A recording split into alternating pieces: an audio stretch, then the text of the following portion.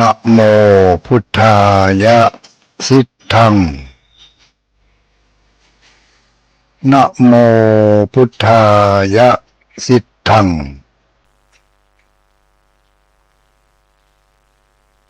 นะโมพุทธายะสิทธัง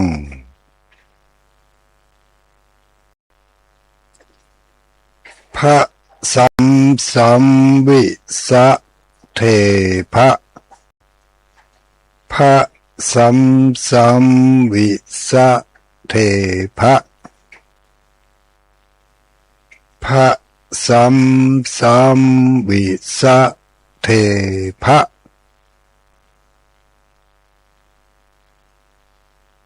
ขอความนอบน้อมแด่องค์สมเด็จพระสัมมาสัมพุทธเจ้าขอน้อมอภิวาทแด่พระสัทธรรมเจ้าขอน้อมนมัสการแด่พระอริยสังฆเจ้า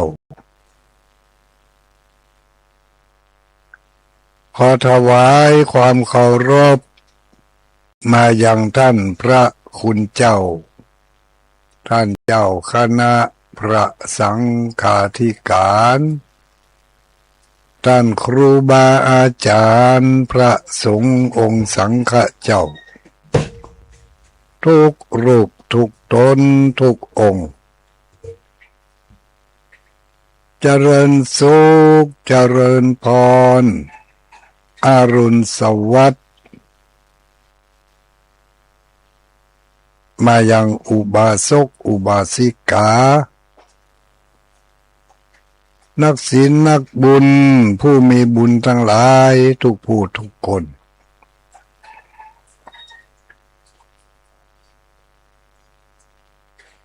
เจ้าวันนี้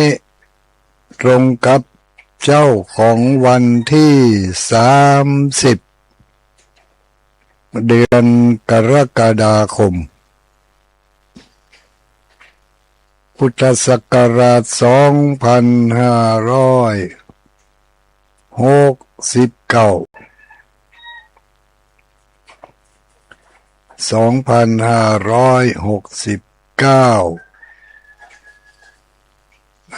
ตรงกับวันพฤหัสบดีวันนี้เรามีนัดปะกันภาคเจ้าทุกๆวันพฤหัสบดีนะพบปะกับตุลุงดอยพระครูปฏิภาณธรรมทินเจ้าอาวาสวัดพระธาตุม่อนจอมพอ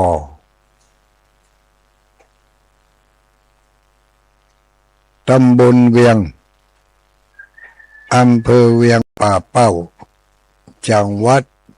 เชียงรายทุกเช้าวันพฤหัสบดีวันพฤหัสวันพุธวันพฤหัสวันเสาร์ อ่าบางวันก็มีวันอื่นทำพบปะกันสารธรรมนำมาฝากกันเล็กๆน้อยๆนำมาฝากกัน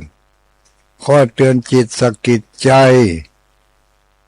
คติธรรมประจำรายการของเราก็มีว่า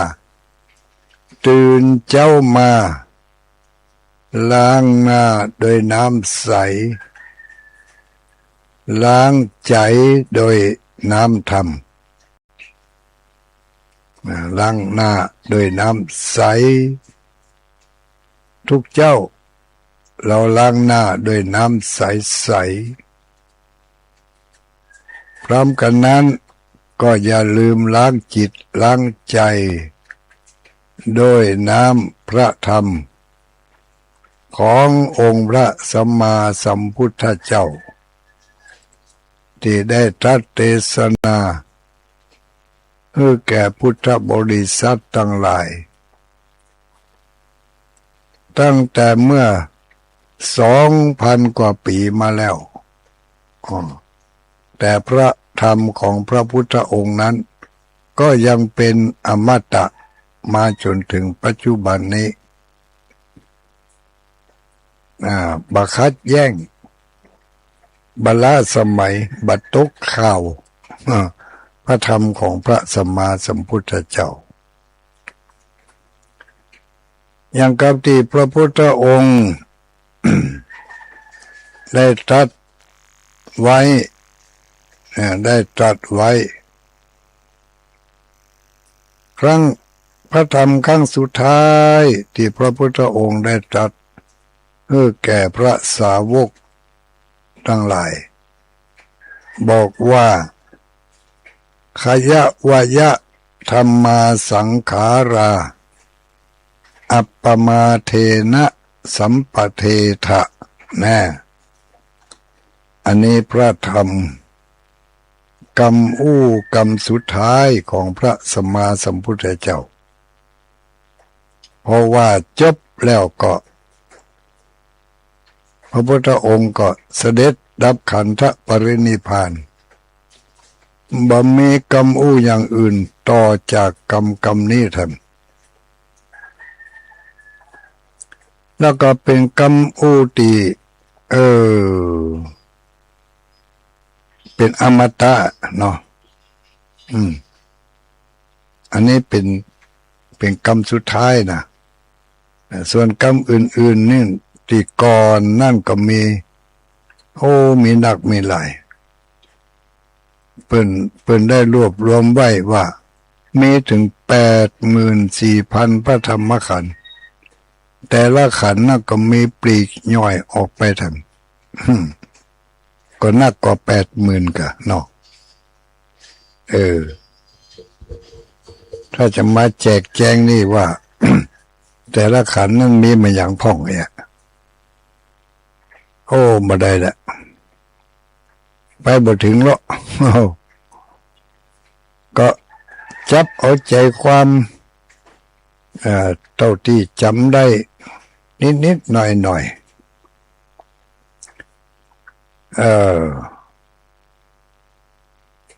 พระพุทธองค์ได้ตรัสไว้เป็นคำสอนครั้งสุดท้ายคำเตือนว่าภิกษุทั้งหลายทำไมเพิ่นถึงถึงภิกษุยังบ่ถึงอุบาสกอุบาสิกาเพราะว่าในที่ประชุมนั้นหรือในสภาแห่งนั้นมีพระภิกษุเป็นจำนวนมากมีอุบาสกอุบาสิกาก็บ่นักในบางโอกาสก็ทุเจ้านักกว่าบางโอกาสก็คนบ้านนักกว่าแต่ส่วนมากแล้วพระพุทธองค์จัดเทศนากับภิกษุทั้งหลายเขาจะได้ยินคำขึ้นต้นว่าภิกขเวดูก่อนภิกษุทั้งหลายก็แสดงว่า การประชุมในครั้งนั้นมีตุเจ้าเป็นจำนวนนักจึงได้ถึงภิกขเวดูก่อนภิกษุทั้งหลายในโอกาสสุดท้ายก็เหมือนกันพระพุทธองค์เสด็จสีหสยาสน์นอนอยู่แล้วก็เรียกภิกษุทั้งหลายว่าภิกษุทั้งหลายเราขอเตือนท่านทั้งหลายว่าสังขารทั้งหลายมันบ่เที่ยงเน้อเนาะสังขารทั้งหลายมันไม่เที่ยงมีความเกิดขึ้นในเบื้องต้นมีความแปรปรวนในท่ามกลางและมีความดับสลายไปในที่สุด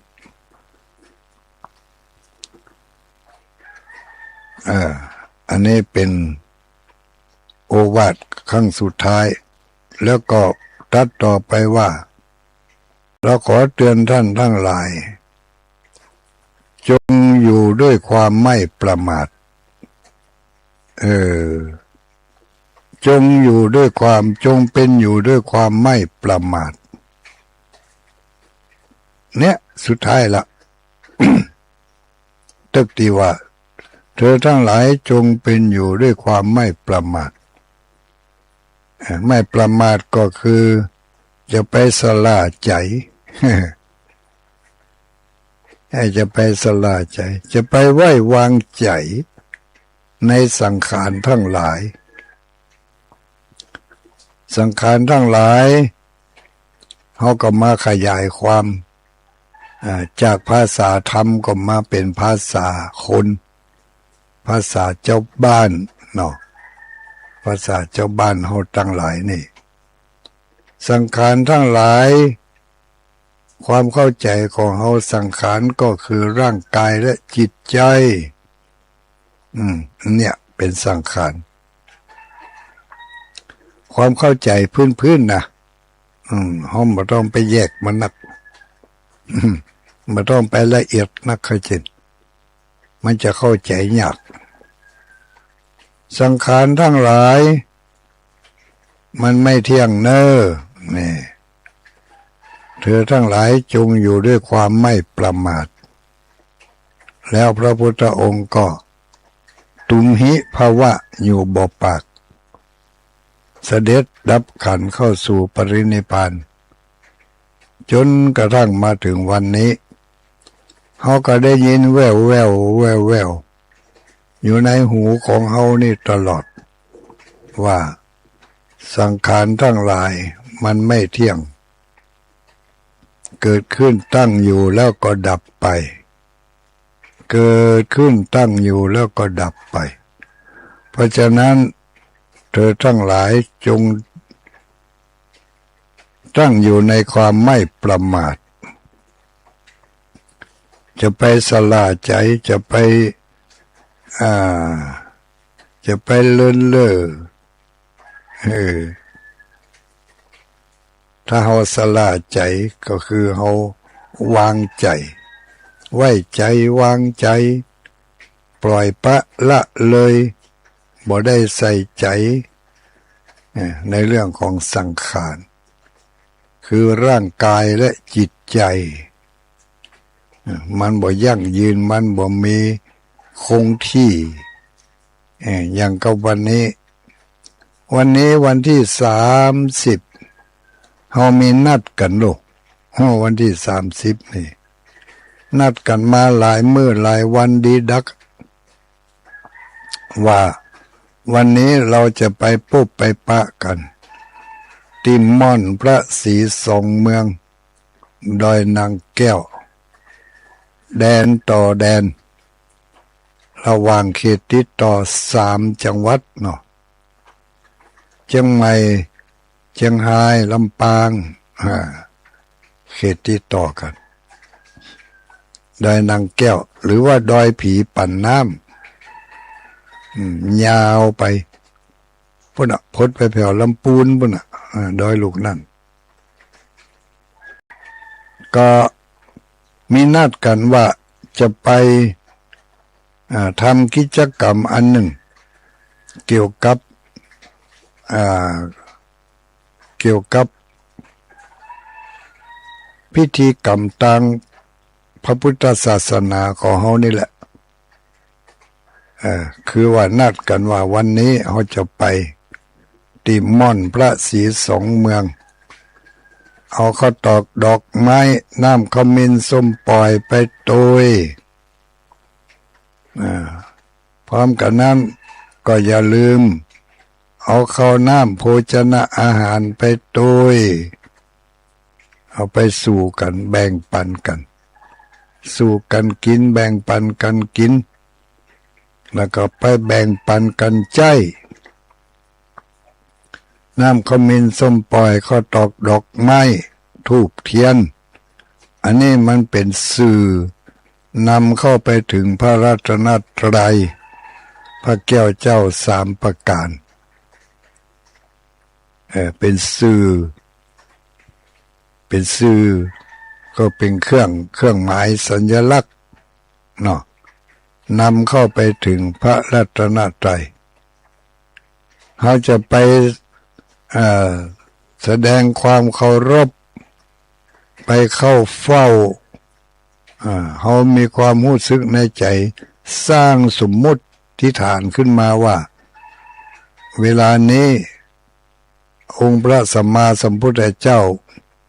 มาประทับอยู่ที่ม่อนพระศรีสองเมืองนี่เนาะมาประทับอยู่ที่หันละเสด็จมาหันละแล้วก็วันนี้ก็เป็นวันเข้าพรรษาของพระสงฆ์องค์สังฆเจ้าพระสงฆ์องค์สังฆเจ้าทั้งหลายเพิ่งก็ว่าภิกษุทั้งหลายภิกษุทั้งหลายเมื่อวันเข้าพรรษามาถึงแล้วต่างตนต่างองค์คณะสัตยาต่างผู้ต่างคนก็จะไปเข้าเฝ้าพระสัมมาสัมพุทธเจ้าเพื่อจะได้รับเอาศีลธรรมกรรมฐานเนาะรับเอาพุทธโอวาทจากพระพุทธองค์เพื่อจะได้นำไปปฏิบัติขัดเกลาในเทศกาลเข้าพรรษา3 เดือนนี้มีกิจกรรมอันใดที่จะต้องทำเมื่อเขาฮู้ว่าพระพุทธองค์มาประทับอยู่ที่ม่อนพระศรีสองเมืองเขาก็พากันจะเข้าไปไหว้ไปสาเข้าไปประกาศตนประกาศตัวว่าวันนี้เป็นวันเข้าพรรษาแล้วเนอะข้าพระพุทธเจ้าทั้งหลายมาขอสุมาการวะมาขอสักการะบูชาเพื่อจะได้น้อมนำเอาศีลธรรมกรรมฐานโอวะพระพุทธโอวาทต่างๆจากพระบรมศาสดาไปประพฤติปฏิบัติในช่วงเทศกาลเข้าพรรษานี้มีการทำในใจอย่างนี้ทำในใจว่าวันนี้เอาปืนปากันไปไหว้พระพุทธเจ้าในโอกาสจะเข้าพรรษาละเขาก็จะปากันไปความบันแน่นอนในสถานการณ์ในเหตุการณ์ต่างๆมันเกิดขึ้นอย่างในเวลานี้ฝนมันตกแต่บอกว่าบนดอยจะตกก่อนนะอันนี้ก็คือความบันแน่นอนเหมือนกันความไม่แน่นอนสังขารทั้งหลายไม่เที่ยงความไม่เที่ยงถ้าบนดอยมันบัดตกก็ดีกันเนาะแต่คิดว่าคงจะทั่วกันหมดนะแต่คืนแล้วคืนหุ่งที่วัดเฮานี่มันบักเคยตกยาวอย่างอีกำเตือนะเหมือนนานๆจะมีสักเตือแต่คืนแล้วไปนี่มาจนถึงบัดเดี๋ยวนี้ก็ยังตกโซอยู่นะตกซ้ออยู่ มันไม่ได้ตกซี่สักกำนะมันตกซ้อกำแล้วอะแต่บัดถึงกับตกตัดเนอะไม่เป็นบางเตือเป็นบางช่วงกระตกมาตัดเหมือนกันทั้งบ้านเราเป็นจะได้พ้องบ้านไผ่ฝนตกรายงานตัวด่วน รายงานให้ทราบหน่อยบ้านสันทรายฝนตกก็สันทรายมันเข้ามาก่อนกูเตือถ้าออกอากาศด้วยนะสันทรายฝนตกไหมรายงานตัวด่วน กำลังทำอะไรอยู่วันนี้จะได้ไปก็ดิม่อนพระศรีสองเมืองนี่สารพีเข้ามาแล้วฝนตกก็สารพีชัดเจนดีวันนี้เนี่ยเอาพากันไปม่อนพระศรีสองเมืองไปปฏิบัติธรรมโดยการจะได้ไปน้อมนำเอาพระพุทธโอวาทของพระสัมมาสัมพุทธเจ้าที่เพิ่นจะได้ประทานให้แก่หมู่เฮาทั้งหลายนำมาเป็นข้อยึดประพฤติปฏิบัติในเทศกาลเข้าพรรษานี้จากข้อที่ว่าเธอทั้งหลายจงอย่าตั้งอยู่ในความประมาทนี่นะเนาะเนี่ยเขาก็จะไม่ได้ตั้งอยู่ในความประมาทเขาจะมีอะไรอย่างมีความไม่ประมาทเป็นที่ตั้งในเทศกาลเข้าพรรษาเนาะใครมีอะไรอย่างอาหารการกินอันใดก็จะได้เอาไปเปาะไปหอมกันห่อนึ่งคั่วเนาะ เอาไปประกวดกันเนาะไผ่คั่วห่อนึ่งลำบริษัทใดอาหารลำแล้วก็มีญาติโยมท่านใดที่ไปไผ่ลืมมันยังพ้องเนาะลืมมันยังพ้องลืมข้าวตอกดอกไม้กาลืมน้ำขมิ้นส้มปล่อยกาลืมอาหารกานะเนาะหรือว่าลืมอะไรอย่างมีใครลืมอะไรไม่มีใครลืมอะไรก็แสดงว่ามีสติดีมีสติคนมีสติดีนี่คนบอกเขาจะลืมหรอกถ้าพลั้งเผลอเดี๋ยวฟังยุบนั่นยุบนี่เปียนั่นเปียนี่ว่าจะเอามาแล้วนะเกียมไว้แล้วเอามาตำไว้หลังตู้ฮะเนี่ยไปได้เอามาสักกำหันแน่ลืมเห็นแล้วเกียมตัวเกียมความพร้อมอาหารการกินสื่อ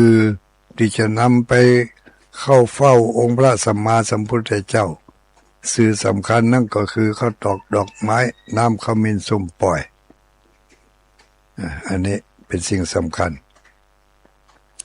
ตั้งเมืองฝางรายงานมาว่าฝนตกฝนตกห้วยงูไหนฝนตกนี่ว่าจะเข้าไปห้วยงูนะเนี่ยห้วยงูเวียงป่าเป้าเนี่ยไปได้เข้าแต่ว่านี่ทุกเจ้าลงอุโบสถกันจะไปหอมจะไปจะเอาแผ่นเม็ดทานซีดไปมุงหลังคาบ่ได้มุงทำไมบัดต้าเจอเนื้อพี่น้องห้วยงูจะไปมุงหลังคากุฏิทุกเจ้าทุปีทุหน้า อดใจฝนย่อหน้าย่อยตาไปทำสักวังเนอะขอมันแห้งสักวันแต่ว่านี่ก็มีทุกเจ้าเพิ่งเข้าไปแม่ปูนน้อยอันนั้นไปตาลเตียน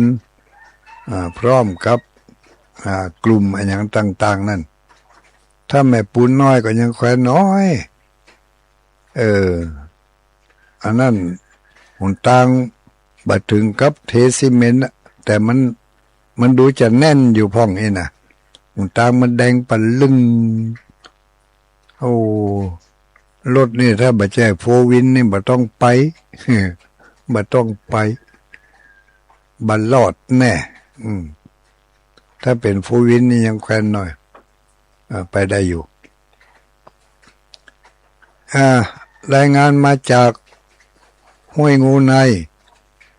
อันนี้ไผคุณกนกพิชัยนาคุณกนกพิชัยนานี่ตะวานี่ทำบุญวันเกิดถวายเจตุปัจจัยสมทบร่วมแปลงกุฏิร่วมแปลงกุฏิมาจะได้มีที่มุงที่บังแก่พระสงฆ์องค์สังฆเจ้าถวายมาจำนวนเงินปัจจัย 3,000 บาทนี่สาธุอนุโมทนาตัวเนอ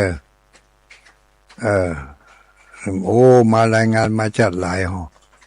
ที่ไหนปะล่ำปะเหลือนี่อันนี้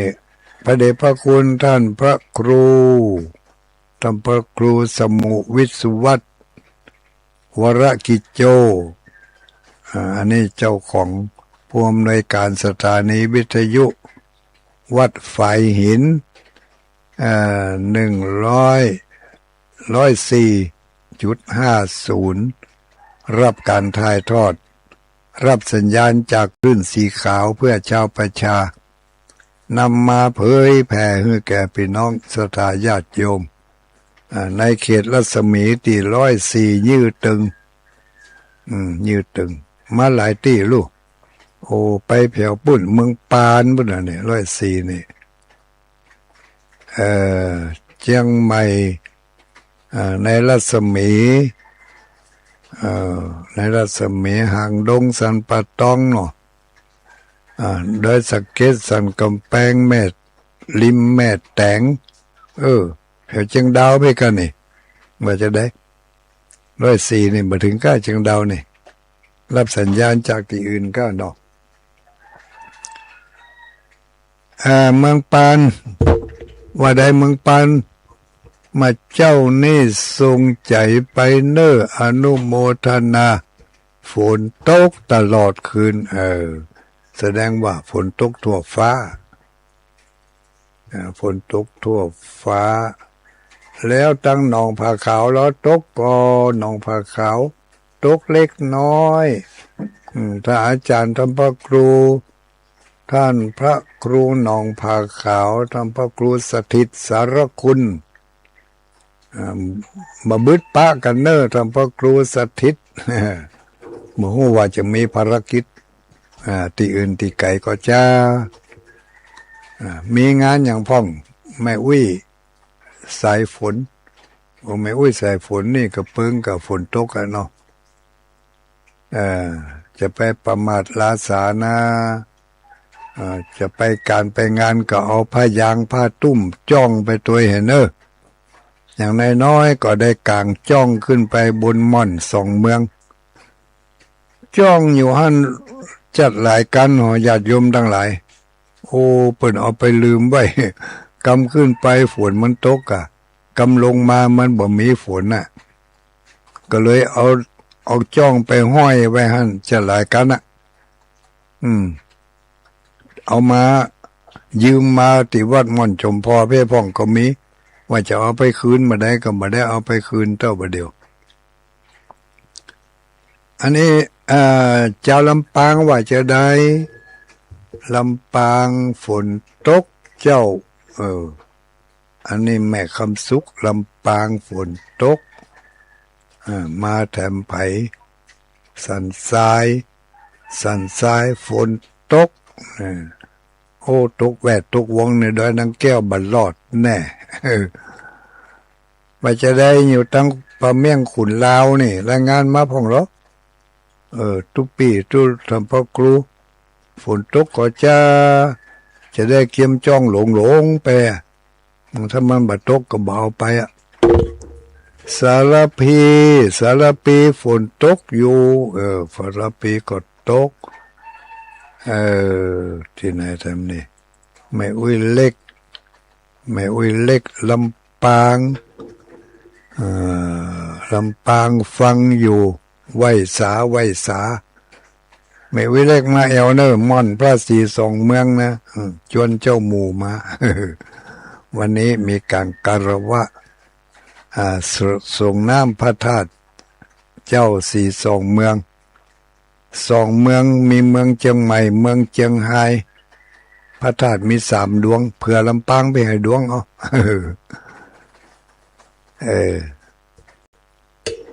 ก็มันเป็นกิจกรรมอันหนึ่งของหมู่เฮาเจ้าพุทธทั้งหลายญาติโยมถึงวันเข้าพรรษาเทศกาลนี้เป็นสัญลักษณ์เป็นเครื่องหมาย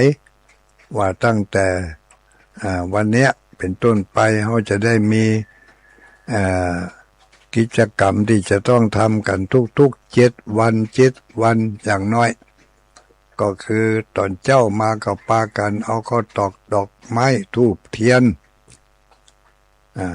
พร้อมกันนั่นก็มีข้าวน้ำโภชนะอาหารไปทำบุญทำทานไปที่วัดที่วากันเพื่อจะได้มีโอกาสได้ทำบุญเนาะทำบุญก็คือหลัก3 ประการนะทำบุญด้วยหลัก3 ประการมีอะไรบ้างก็มีทานามัยบุญสำเร็จด้วยการให้ทานการให้ทานเพื่อจะขจัดความตนีความหันแก่ตัวความขี้โลภเพราะเหล่านี้มันติดมาในขันธสันดานของเรามันติดมาทุกภพทุกชาติและความตนีความขี้จิความหันแก่ตัวหันแก่ได้ความอยากมักใหญ่ไฟสูงมันก็เกิดขึ้นเป็นเตื่อนะญาติโยมเราทั้งหลายในจิตใจในขันธสันดานของเรานี่มันมีมาอยู่ตลอดแล้วเขาจะได้จะให้มันลดหย่อนผ่อนไปก็ก้อยเอาออกไปเถอะน้อยนั่นแหละนะเอาออกไปเถอะเล็กเถอะน้อยถ้าบ่เอาออกเห็นเลยมันก็จะทักแน่นอยู่หั่นบ่ฮู้จักหายบ่ฮู้จักผ่อนมาบ่ไม้แควนสักเตื่อนะก็เมื่อมันมีมันมีแน่นอยู่ในเนื้อในตัวในจิตในใจในขันธสันดานมันก็หาความสุขบ่ได้มันจะมีแต่ความทุกข์ความลำบาก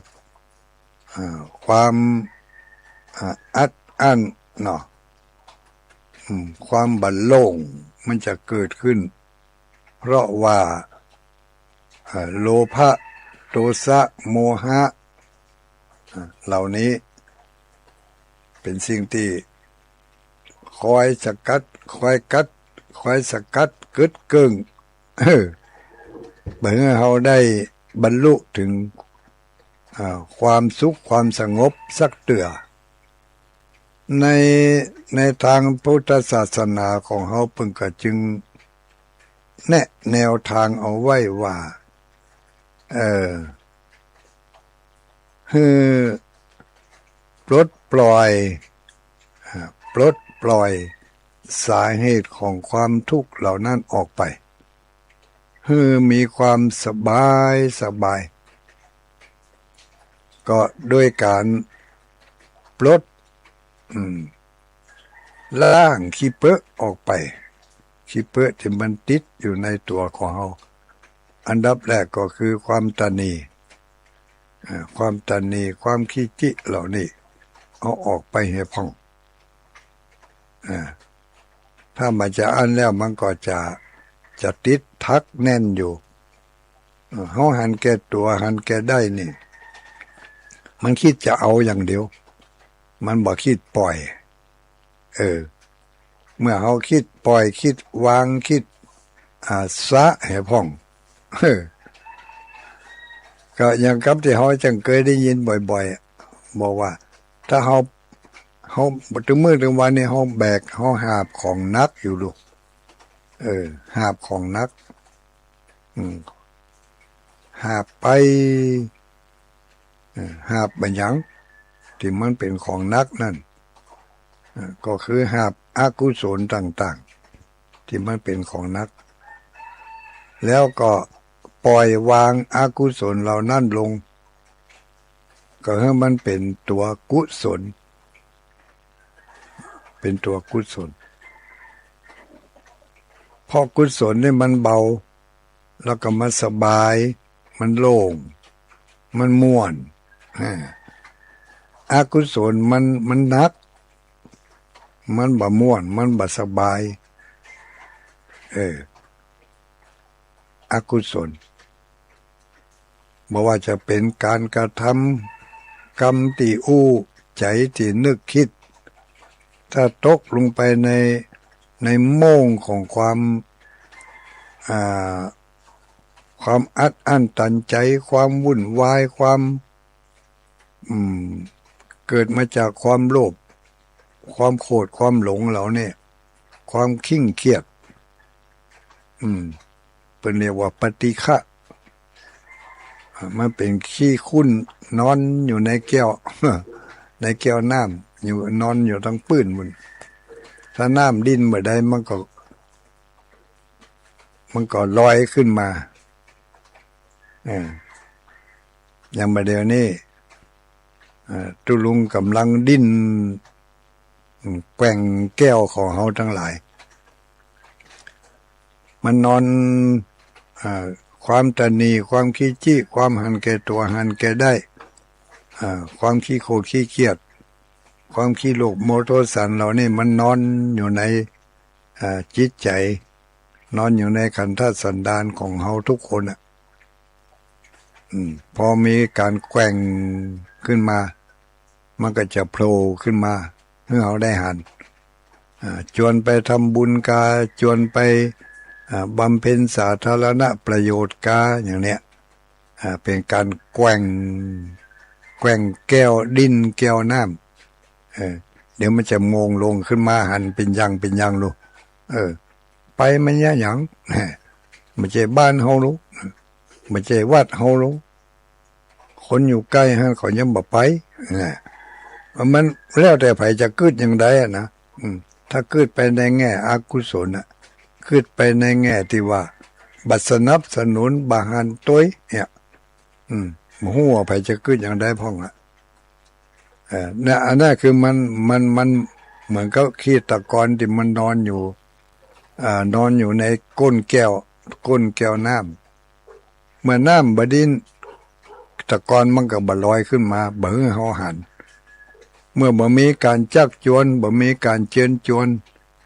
ก็ต่างคนก็ต่างอยู่กันไปบ่ดินบ่ต้วงใจก็อาจจะกึดอยู่กึดว่ามันเป็นประโยชน์เกาโลก็เคยได้มาก็เลยเคยได้ร่วมกิจกรรมกับเปิ้นก็รู้นี่ถ้าคืดคนเดียวกันอย่างกาเนี่ยมันหันน้ำใสๆอยู่ทางบนแต่พอมีคนมากระตุ้นมาจักมาชวนมันเคยได้หน้าแล้วก็มันเนี่ยเอาถ้าไปดินน้ำแล้วขี้คุ้นมันจะขึ้นละสังเกตขี้คุ้นในใจของไผกำลังจะขึ้นอยู่นะมันถึงลอยขึ้นมาลูกหมู่ที่หันตังโดยเฉพาะอย่างยิ่งหมู่ที่หันตังนี่บอกว่าจะเป็นฝ่ายพระสงฆ์องค์สังฆเจ้าสามเณรพี่น้องเจ้าบ้านถ้าหันตังแล้วก็กิเลสลอยขึ้นมาแล้วเนอะที่มันนอนนิ่งอยู่ก้นแก้วฮะนะจะลอยขึ้นมาเป็นอย่างเพื่อได้หันละ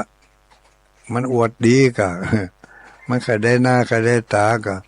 เผลอมันเคยได้เงินกะเนี่ยเผลอ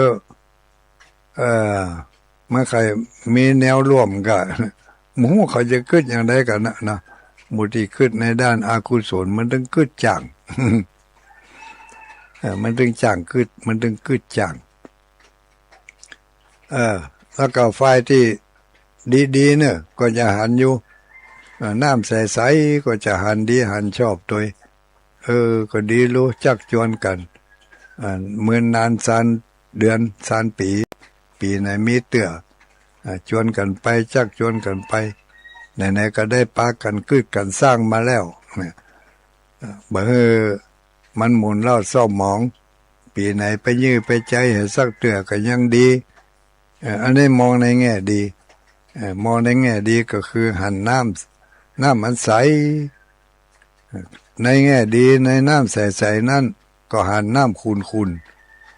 ก็หันสิ่งที่มันนอนเนื่องอยู่ในก้นแก้ว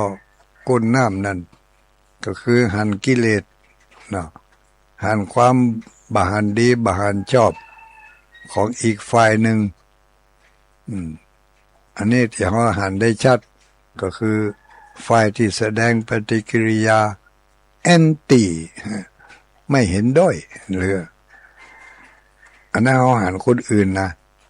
แต่คนอื่นนั่นจะเป็นอย่างไรก็จ้างแต่ข้อสำคัญอยู่ที่ตัวเขาเนี่ยเขาหันในตัวเขาก็หันในใจของเขาก็ที่มันจะออกมาเพราะฉะนั้นการที่จะไปร่วมกิจกรรมในวันนี้ก็คือเขาได้มาลำลึกนึกถึงน้ำธรรมคำสอนขององค์พระสัมมาสัมพุทธเจ้าที่เพิ่นบอกว่าสังขารทั้งหลายทั้งที่เป็น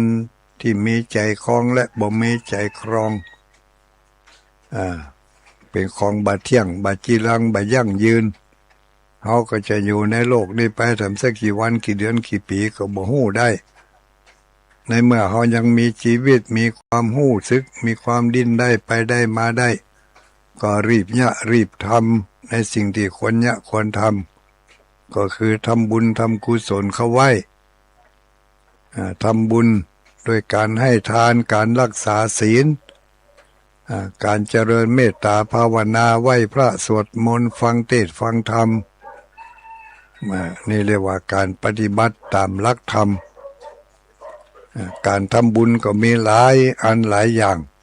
วันนี้ไปจะเอามันอย่างไปพ่องปะล่ำปะเหลือเนอะและการทำบุญที่เราเคยได้ยินที่เปิดอนุโมทนากถาแต่เขาไม่ได้ยินเพราะว่าการบทสวดอย่างต่างๆนั่นเป็นภาษาบาลีเนาะปั่นปอนก็อย่างก็เป็นภาษาบาลีที่เขาบ่อาจที่จะแปลได้ทุกบททุกตัวก็เพียงแต่ว่าเข้าใจในบางสิ่งบางอย่างเป็นจะปั่นปอนว่ายะถาวาลีวหาสัพพิติโยหรือว่าอายุโทภลาโทหรืออาทาสิเมอากาสิเมอย่างนี้ยัสมิงปะเทเสเนี่ยนะวันนาวันตาจะเสาะคำแปลมาเอามาอู้ให้ฟังเนาะอย่างกับอนุโมทนาคาถาที่เพิ่นว่าแต่บ่ได้ยินนะทุกเจ้าเพิ่นบ่ได้ล่ามเอามาปั่นปอนมันมีอยู่ในหนังสือนางหาการให้ทานด้วยวัตถุทาน10อย่างนี่การให้ทานนี่วัตถุทาน10อย่าง10อย่างเนี่ยถ้าจะเป็นข้าวทิพย์น้ำทิพย์10ประการนั่นน่ะญาติโยมทั้งหลายคนโบราณนักปราชญ์คนเมืองเขานี่เปิ้นแกว่นเอากรรมมาใจลูกใจเป็นกรรมที่มันเป็นโวหารที่มันฟังแล้วมันชื่นอกชื่นใจขอวัตถุทายทานต่างๆของท่านทั้งหลายที่นำมาถวายในวันนี้ขอให้ได้กลับกลายเป็นข้าวทิพย์น้ำทิพย์10ประการไปก้ำจูปูเสือเนี่ยเนาะให้ดวงวิญญาณของคนทั้งหลายที่ได้ลงรับดับขันไปแล้วได้กินได้บริโภคพ้นที่ยากภาคที่ทุกข์ให้ได้ถึงที่สุขนั่นจุงจักมีเทียงแต่ดีหลีแด่เตอเข้า เข้าติบน้ำติบ10ประการมันมีอันอย่างพ่องในในบทสวดบทอนุโมทนาปรนั่นนะเปิ่นว่าวัตถุตาน10อย่างนะวัตถุตาน10อย่างนั่นก็มีตั้งแต่อันนังปานังวัดถังยานังมาลาคันทังวิเลปะนังไสยาวะสถังปะทีไปยังทานะวัตถุอิเมทัสสาอิเมทัสสะนี่10อย่างอิเมทัสสะทัสสะ10อิเมเหล่านี้เราแต่งว่าก็เปิ่นเหล่านี้10อย่างเหล่านี้เป็นเรียกว่าทานวัตถุอันนังปานังวัดถังยานังเนี่ยก็คือ1เข้า2น้ำ3พัก4ญาณพาหนะ5ดอกไม้6ของหอมก็คือธูปเทียนเนี่ยของหอมนี่นะน้ำอบน้ำหอมน้ำขมิ้นส้มปล่อยนี่แหละแล้วก็เครื่องรูปไล้เครื่องรูปไล้ก็เครื่องทาเครื่องทาเป็นแป้งเป็นครีมเป็นสุขันโธตกะเนี่ยเนาะน้ำขมิ้นส้มปล่อยแต่ก่อนมันบ่มีเครื่องสำอางอย่างเดียวนี่ลูกเครื่องรูปไล้เครื่องรูปไล้นี่มันน่าจะเป็นแป้งมันเนาะมันน่าอยู่ในน่าจะเป็นเครื่องปัดเครื่องเป่าเครื่องเจ็ดเครื่องคัดที่เอามาลูบมาปัดเนื้อตัวเขาเนี่ยเนาะแล้วก็ท่านมาก็คือที่พักอาศัยที่พักอาศัยที่พักอาศัยนี่ไสยาวัสถังเนี่ยเนาะที่พักอาศัยแล้วก็มีปฏิไปยังมีธูปมีเทียนมีธูปมีเทียนด้วยนะมีกี่อันแล้วนี่10ประการเนาะเนี่ยข้าวน้ำข้าวทิพน้ำทิพ10อย่างเนี่ยนะที่เป็นข้าวทิพน้ำทิพ10อย่างที่เป็นว่าเป็นข้าวทิพน้ำทิพ10อย่าง10ประการไปจุจอดฮอดถึงดวงวิญญาณเอาผลบุญจากการฮือทานวัตถุ10อย่างนี้เป็นพละกำลังอุ้มปกยกย้ายดวงวิญญาณของคนที่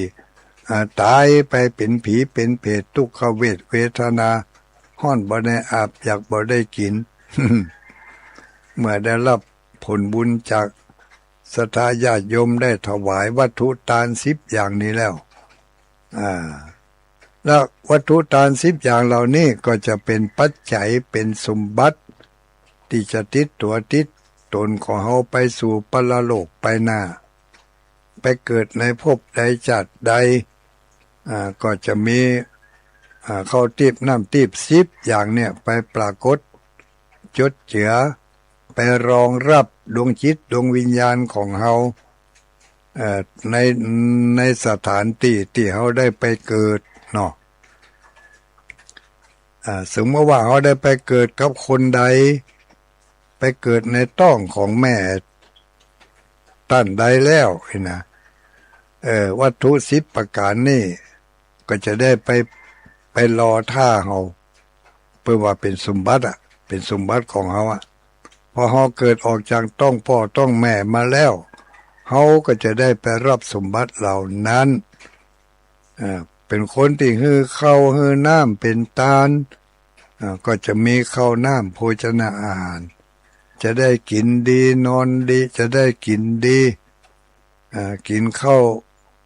ที่มีคุณค่าทางโภชนาการจะได้กินน้ำน้ำที่มีน้ำที่มีคุณมีประโยชน์ไม่ใช่ได้กินน้ำหวานน้ำน้ำหวานน้ำคืนน้ำยาเมาเหมือนอย่างหมูนี่นะหมูนี่มันฮื้อของที่บ่เป็นบ่ฮื้อของที่บ่บริสุทธิ์เป็นตาลก็จะได้ไปกินของที่มันบ่บริสุทธิ์นั่นเป็นของที่เป็นพิษเป็นภัยต่อร่างกายเนาะถ้าฮื้อของดีเอาของดีไปตานก็จะได้มี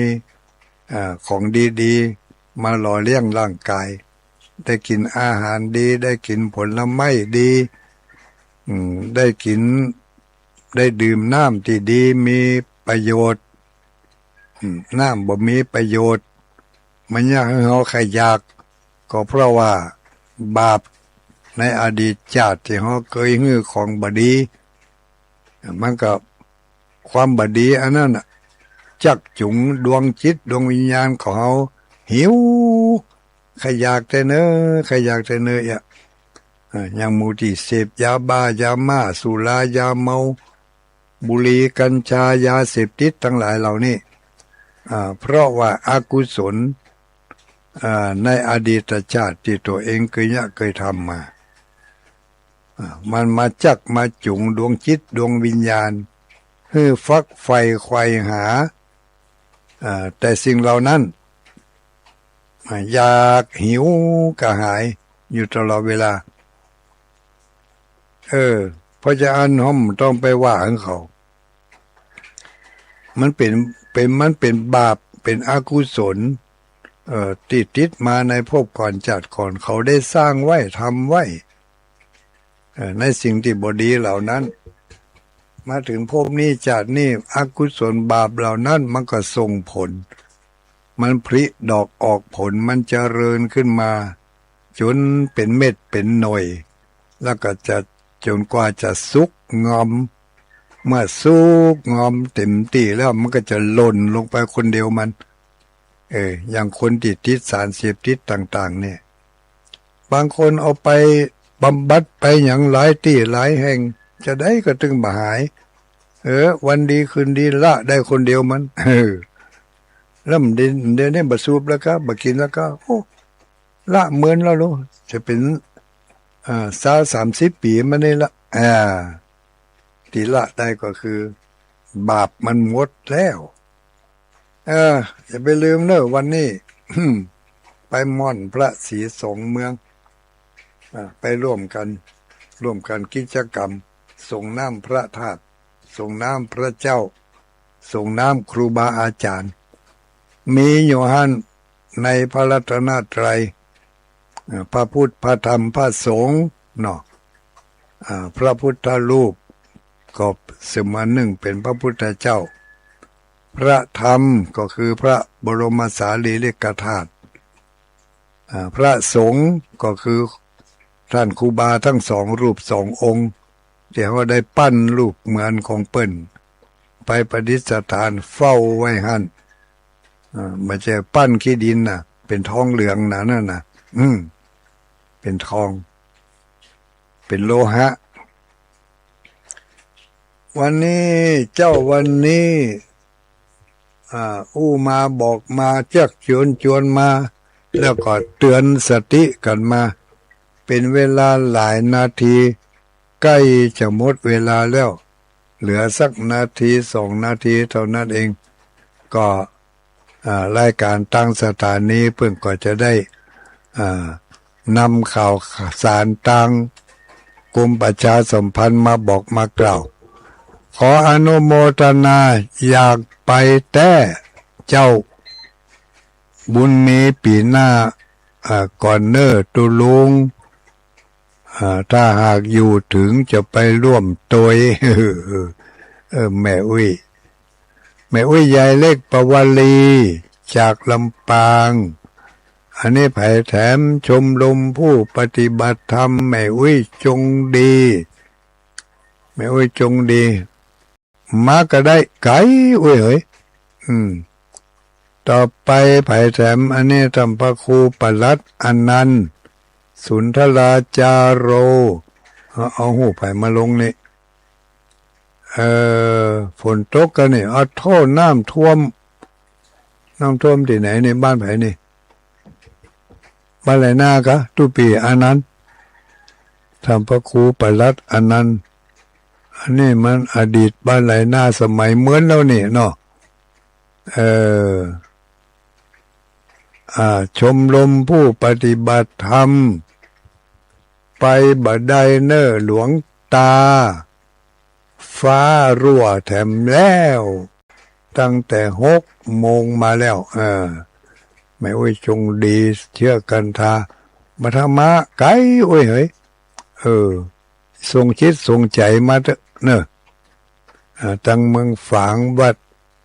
พระพุทธบาทอุดมวันนี้วันดีไปตานเตียนเก้าวัดหลวงปู่ตานเตียนเก้าวัดตามอัธยาศัยน้องสมพรรัตนังบรรเจิดสิงหราชส่งลูกมาสาธุตะวาเนี่ยเอาเตียนเล่มมาเล็กมาเล่นมาตานบรรเจิดสิงหราชนี่สิงหราชอู่ซ่อมรถเนาะหมดเวลาละญาติโยมทั้งหลายขออนุโมทนาอุไรกันกองบ้านหนองยาวไปเนาะวันนี้เนาะอุไรเนาะไปเนอะแม่โยมสายฝนจันกุลนะวันนี้เปิ้นจะมาตานเตียนติวัดเจ้าท่านพระครูสถิตไปได้มาอันเนี่ยเปิ้นจะมาตานเตียนก็ญาติโยมทั้งหลายเนอะขออนุโมทนาทุกคนทุกท่าน